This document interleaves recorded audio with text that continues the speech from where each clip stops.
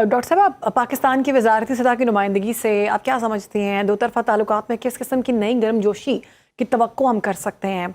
मामलात जो हैं वो पहले की तरह बेहतर रहेंगे या फिर पहले से भी ज़्यादा सूरत हाल हम देखेंगे होती हुई?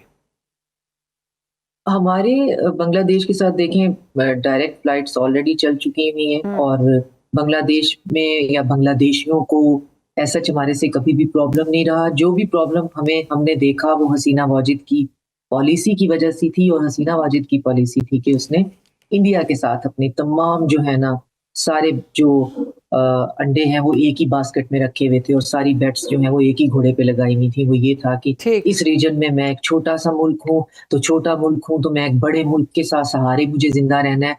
हालांकि वो बड़ा मुल्क जो है वो खुद भी एक जो है वो गुर्बत की लकीर से नीचे का मुल्क है। तो ये एक बड़ा घाटे का सौदा था जो हसीना वाजिद करके बिल्कुल, और बैठी वो हुई नज़र थी। भी आया और और हमने फिर देखा कि हमारे साथ ताल्लुकात जो हैं वाज़ेह तौर पर क्लियर हो चुके हैं। बहुत शुक्रिया, डॉक्टर शाज़िया अनवर चीमा हमारे साथ मौजूद थी।